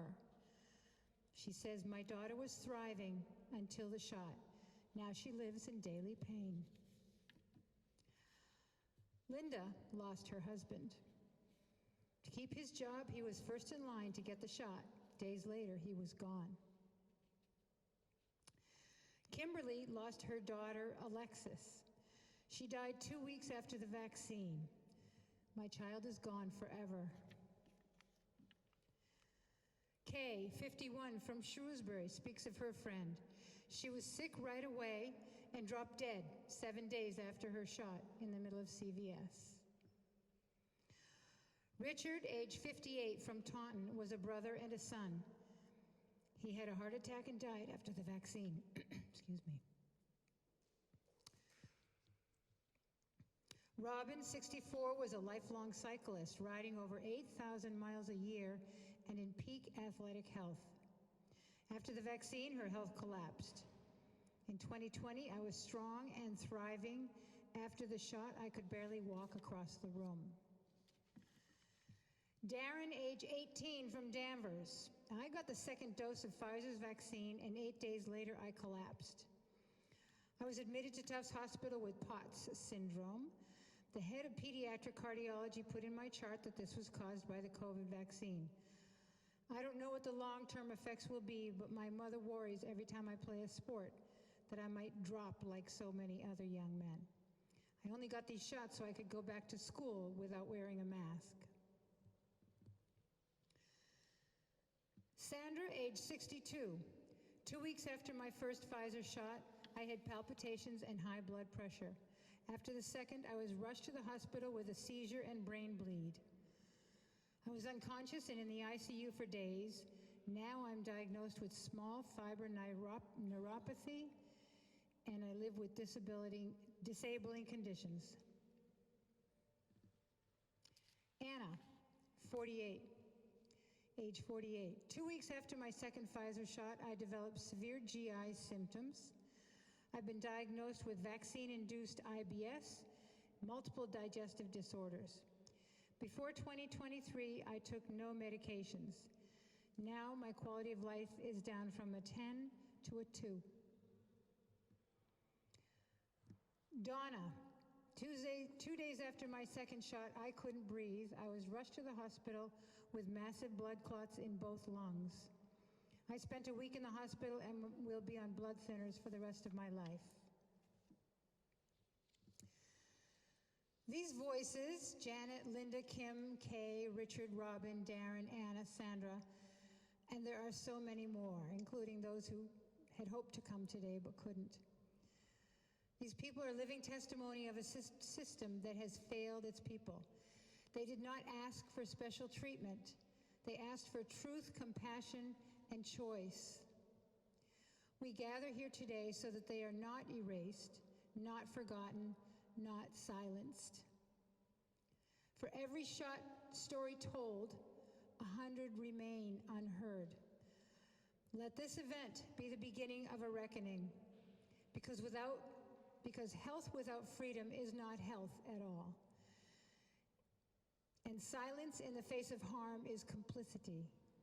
Today, we refuse silence, we speak for the injured, and we demand no more.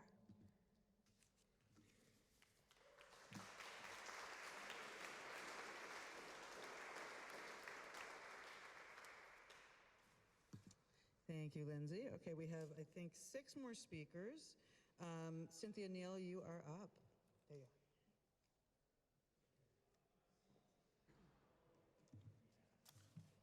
Hi, my name's Cynthia Neil, and I just want to acknowledge and appreciate all the effort it took for everybody to get here. It's a lot of courage. Courage is from the heart, and that's where we're at. I just want to say that I'm a Massachusetts prepared nurse, so happy to be in this hall. I've never been here before. And I've been working in healthcare since 1978 and a nurse for over 40 years. I have a master's degree in forensic nursing, and I'm currently working on an inpatient behavioral health unit advocating for women, men, children, and mental health crisis, often experiencing health disparities. So I had bought a house in Worcester in 2019. This was,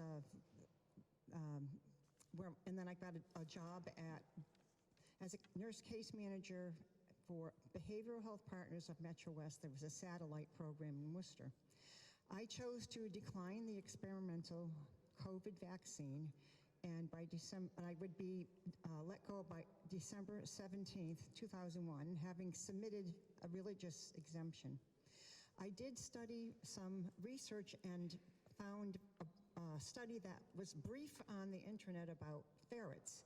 Ferrets and humans have a similar immune system, and they inoculated all these ferrets. And when they gave them the vaccine, and when they went to find them, 100% of them were dead. That study really didn't show up when I had people ask to, you can go check that out. So I just want to say that I did apply for unemployment, and there was one paper missing, so I had to drop that case. In October of 2020, New England Journal of Medicine published a paper delineating 6 strategies for policymakers to implement to increase uptake of COVID-19 vaccines. These strategies include marketing techniques, financial investments, gifts, promoting a sense of collective civic duty, suspending employment, and preventing citizens from freely moving about in society. These justified penalties were allowed as if declining an experimental vaccine was criminal behavior. The resulting public health policy for COVID-19 vaccine created a sense of fear and distrust without improving uptake. And the New England Journal of Medicine also suggests that when groups like local health officers, health professionals, and hospital associations implement these policies of coercion to the medical establishment and biotech manufacturers, they undermine informed consent and obstruct a person's livelihood to function to full capacity in society. Now, I find it interesting that in the spring of 2023, this job that fired me, basically let me go, called me back to work. I was curious about what changed that they're willing to call back an unvaccinated nurse to the workforce. I just want to mention, what rights do we have if we don't have sovereignty over our own bodies and guidance provided to our children? It is frightening that we even have to introduce a bill that affects our ability and freedom to choose what we put into our bodies. And here we are faced with another famous ride, a shot heard around the world, different kind of shot. So I just have to say that the CDC put out a study that determined the masks were not effective against any kind of transmission. I brought the study to my colleagues, and my manager said, "What are you handing out?" I said, "It's a study by our boss, the CDC." They said, "You better stop this activity now." And so the company's running our lives. I get hostile glares from coworkers right now because I don't wear a mask and don't take the vaccine. And when I do have to wear the mask, it's around my wrist. Thank you very much for your time.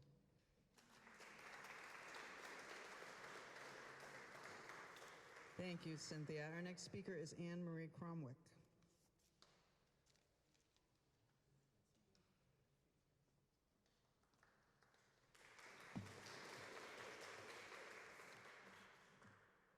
Good afternoon. Thank you for the opportunity to speak. My name is Anne Marie Cromwick. I'm a lifelong resident of Massachusetts, and there are currently several bills pending in Massachusetts which put medical freedom and bodily autonomy in jeopardy. And unlike many of the speakers here today who suffered vaccine injuries, my family refused the COVID vaccines, which resulted in injuries of a different nature. My objective for speaking today is to share our stories with the hope of impressing on our legislators how important it is to uphold our rights for medical freedom. So in mid-2021, shortly after the COVID vaccines became available, several members of my family were mandated to get the vaccine. My daughter and son-in-law were newly married and were on their honeymoon when they both learned that their companies were mandating the vaccine.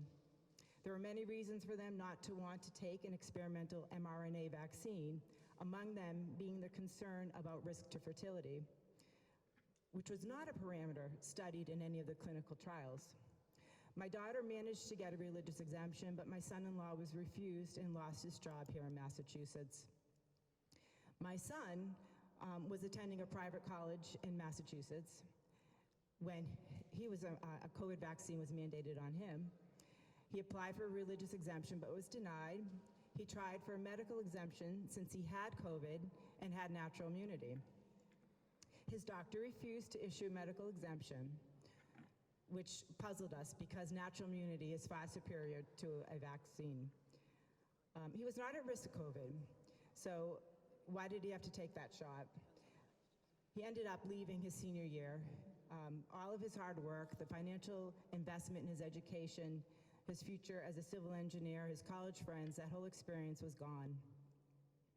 And we wondered, how is it possible that a product that was contingently authorized for emergency use authorization, how could it be mandated? These vaccines were only tested for 3 months. The manufacturers had no liability. And how is it possible? There's no safety data. There's no risk-benefit analysis. So we were bombarded with messaging, trust the science, the vaccine is safe and effective, and anyone who dared challenge these messages were accused of spreading misinformation. I have a doctorate in chemistry, and I could not believe what I was witnessing. I worked at a small pharmaceutical research organization. We only had 15 employees, and I was the only one who refused the vaccine. The reason was it was not safe enough for me. Mask mandates is another story. Despite the relaxation of mask mandates, my employer required us to wear a mask for 3 years, and I suffered headaches, and I wondered, how is it possible that this could be good for my health? So while we were being subjected to these draconian policies, I wondered, by what authority does an employer have to impose health policies on us? Do we have rights? How does HIPAA fit into this? So the notion that public safety would take priority over individual freedom to body autonomy is outrageous. Individuals have rights, the community does not have rights. The role of the government is to provide best information and guidance. Let remind you that scientific inquiry starts by asking challenging questions. The idea that science is settled is absurd. Experts often disagree. We used to call this a second opinion. Now it's called misinformation. Experts can be wrong. Public health officials can be wrong. What's important in a free society is to protect the rights of the individuals. No mandate, a one-size-fits-all approach to public health. Thank you.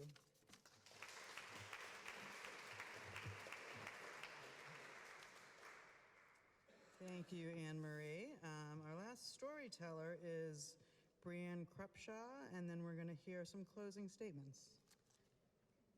I'm sorry. Krupsaw.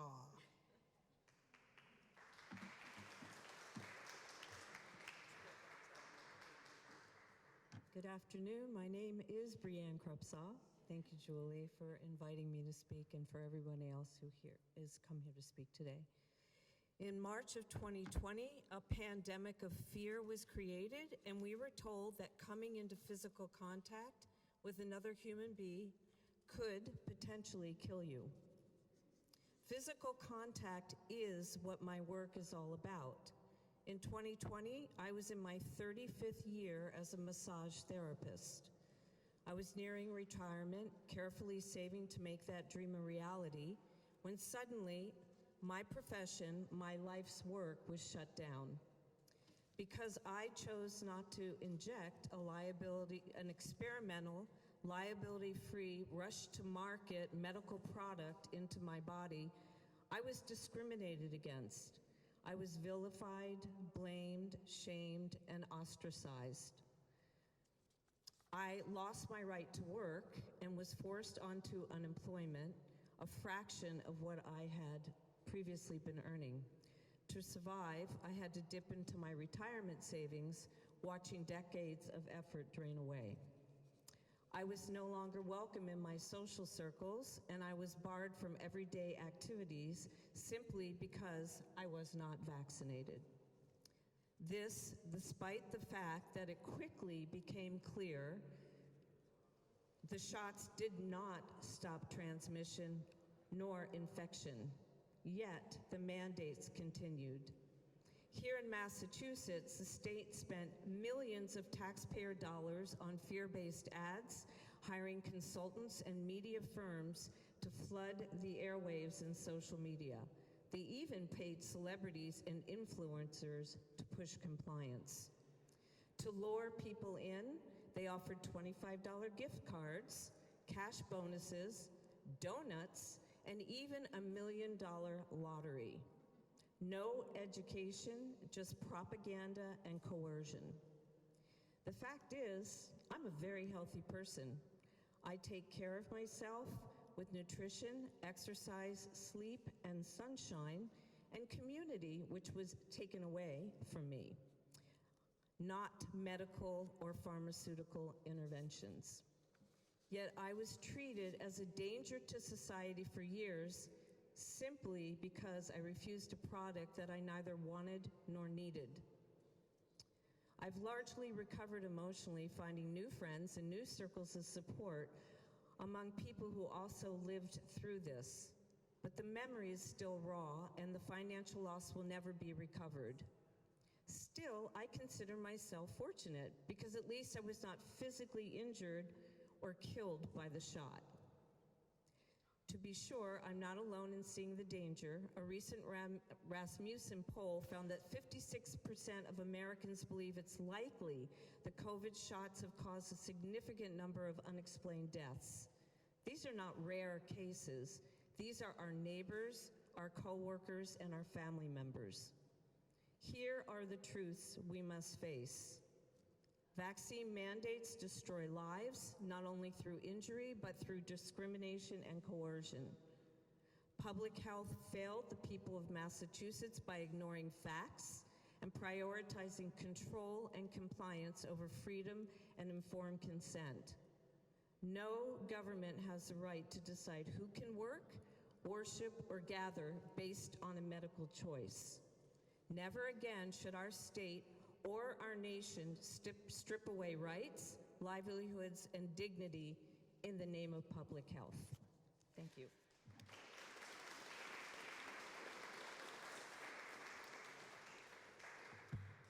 Thank you, Brianne Krupsaw. I'm just going to say it right. Okay, next up we have, to begin the closing remarks, we have Bridget Kearrns from Children's Health Defense New England.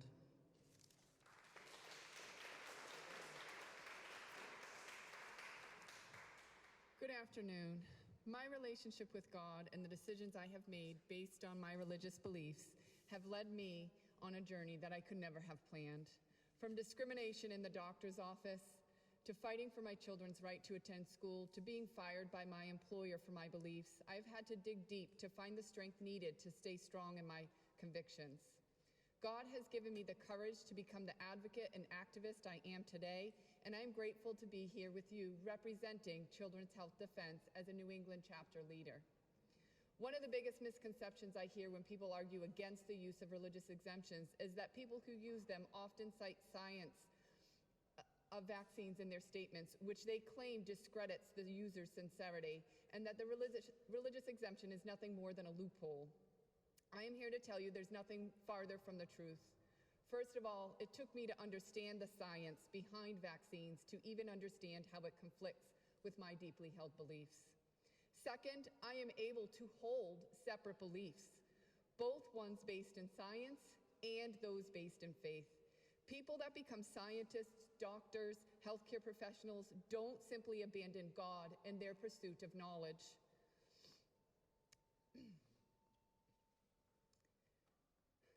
I can only imagine how challenging it must be when an individual's understanding of the science is different than that of what their religious beliefs compel them to do. Finally, when presented with human beings who experience harm from vaccines, it is morally wrong to look away or lie to yourself and others because it deprives them of the help they so desperately need. In my career, I saw patient after patient telling me that the reason they were suffering was due to a vaccine injury. I have taken care of people from birth to death and have seen vaccine injury in all age groups, from seizure disorders to Guillain-Barré to embolic strokes, and yes, I without a doubt believe that vaccines are a contributing factor to the development of autism and the rising chronic disease crisis in our children. Today, I am here to speak about the injured and the scientific evidence that demonstrates that vaccines simply do not live up to the tired lie that they are safe and effective. For the first time, we have enough voices within government agencies that are willing to examine the actual safety and efficacy of vaccines so that we can restore public trust in the healthcare system, uncover who is vulnerable to vaccine injuries, and find ways that can make vaccines safer or establish safer practices around vaccine administration for anyone who wants them. And above all else, we must make vaccines a choice for everyone rather than a mandate in order to participate in society. 2 weeks ago, the U.S. Senate's Permanent Subcommittee on Investigations convened a hearing on how the corruption of science has impacted public perception and policies regarding vaccines. In that hearing, the findings of an unpublished study conducted by doctors at Henry Ford Hospitals were revealed. The rigorously designed study, titled The Impact of Childhood Vaccination on Short and Long-Term Chronic Health Outcomes in Children, examined health records of over 18,000 individuals. It exposed significant health disparities between vaccinated and unvaccinated children over a 10-year period. This adds to the growing body of evidence that questioning vaccine safety, aligning with findings from research by Dr. Paul Thomas and the books Vax, Unvax, Let the Science Speak by RFK Jr. and Brian Hooker. What were the bombshell findings? Vaccinated children exhibited 496% higher rates of autoimmune disease, 453% higher rates of neurodevelopmental disorders, 329 higher rates of asthma, 203% higher rates of atopic disease. After 10 years, 57% of vaccinated children had chronic illnesses compared to 17% of unvaccinated children. The data highlights critical concerns regarding the safety narrative. Further exposed in this hearing was the truth behind the vaccines have saved millions of lives by examining studies relied upon to support this. One particular study published by the WHO claims that an analysis reveals that 154 million lives have been saved by vaccines. This reflects the pinnacle of vaccine science corruption because it is a modeling study that is based on guesswork and assumptions. It is an unbounded estimate that does not factor in the harms up to including death caused by vaccines. Despite all sides acknowledging that vaccines can and do cause harm, we continue to ignore, dismiss, and refuse to study how much harm. The only way one could possibly calculate the number of lives saved by vaccines would be to also take into account the number of lives harmed and lost to determine the net benefit, or is it risk? In ignoring the human lives injured by vaccines, we do not just protect the vaccine program, the medical industry, and the people profiting from vaccines. We fail to study what are the possible underlying reasons that some people experience harm. Who are the vulnerable subpopulation that are at greater risk from injury? How do doctors determine when a condition is caused by a vaccine? Where are the proper diagnosis codes to identify, bill, and collect data? How do you properly treat an injury after it has occurred if we can't even admit that is what is happening in the first place? And where are the emotional, financial, and physical support systems in place for individuals and their families whose health, livelihood, social relationships, and future potential is destroyed by vaccine harm?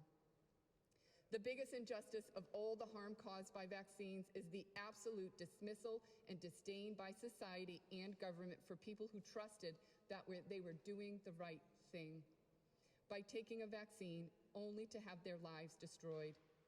It is beyond the pale.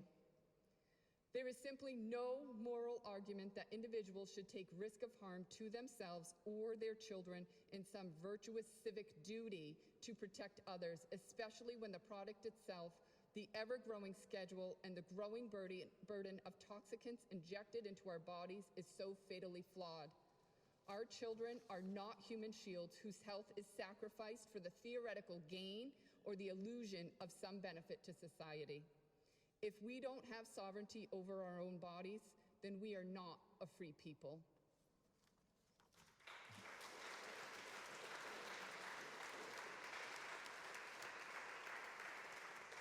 Thank you, Bridget.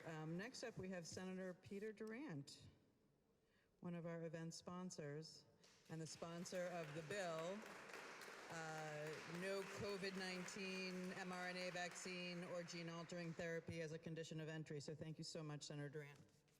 Thank you, and thanks everybody for being here. What an important day. Lift this up a little bit more. All right, how's that? That's better? All right. It's an important day, you know, where, thank you for coming out and sharing your stories and being part of this. You know, now here we are, we're a few years after COVID, and people tend to forget, don't they? They tend to think, well, you know, it was fine, or yeah, there were some things, and there were some draconian measures, but it's all better now. But we know better, and it's important that we keep that up. On the way up here, I grabbed this book because I was just looking through this children's book, and I really like this. I might steal this, or buy it, but buying it's probably better. But right, it's like explain it to them like you're a 6-year-old, right? But it's about choice. You know, I know today, just as we were coming here, the White House was having a press conference, and RFK was putting out some information on autism and things of that nature. And possible links and things like that. You know, there's so much that we have to find out. There's so much that we have to, so much research we have to do and things we have to be open to looking at. I think one of the biggest problems we have, of course, is that there's ridicule surrounding this. If you dare speak out, if you dare give a story, well, that wasn't a vaccine industry. Oh, that wasn't a problem. You're being a conspiracy theorist. I'm thankful every day that we have the administration that we have in place now, that we have RFK there working hard on these kinds of things. And I think for our standpoint here in Massachusetts and around the country, in legislatures around the country, it's important that we keep this alive because we kind of have to hold out, right, until hopefully the current administration can get us somewhere federally and that we can start to make decisions. And that's what it's all about. It's about choice. Right? I'm not an anti-vaxxer. I'm about choice. If you want to get it, knock yourself out. But don't make me get it. Don't make someone else get it. And we need to have real science behind this. It's okay to ask questions. And if we've learned anything, that's what we need to learn. It's okay to ask questions. It's okay to be skeptical. It's okay to put your foot on the brake and say, no, you know what? I'm going to hold off on this one. I'm going to hold off. I don't want my children to be vaccinated. And we should not be being coerced by the government into doing it. And that's what I have devoted part of my career to, as Julie had mentioned, is to putting forward bills that make sure that you're not being discriminated against in going into public places, in being accepted into schools. And we're still getting those now.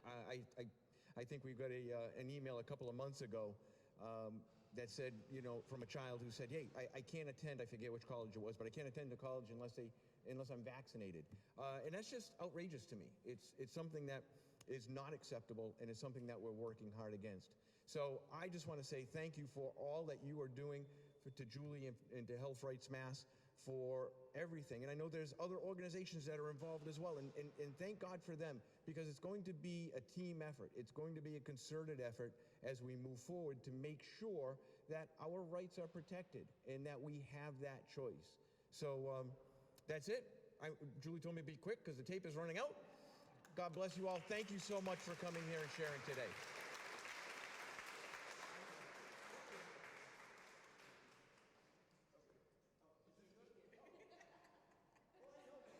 We'll get your copy.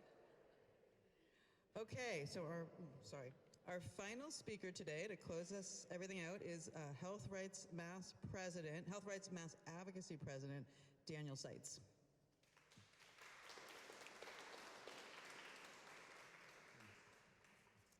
Good afternoon, everyone. And I just want to first offer a few words of thank you a heartfelt thank you to the courageous individuals who have shared their painful stories. Not easy to come back and relive those. To the legislators here who have had the courage to sponsor and sign on to health freedom bills. We have Senators Peter Durant and Patrick O'Connor, Representatives Justin Thurber, Gasky, Vaughn, Sweezy, Pease, and Sullivan Almeida. It's a small number, and it takes a lot of courage to stand behind a cause and bring your colleagues around, but I'm sure they have the capacity to do that. I want to thank Julie Booras for organizing the event. She did the lion's share of the work, but more than that, she is a powerhouse that has galvanized the health freedom movement here in Massachusetts, and I don't know if we would even have a robust medical freedom movement here without Julie's tireless work. Number of volunteers put in a lot of time, and I also want to thank our guest speakers, John Beaudoin, Kevin McKernan, and Jessica Rose.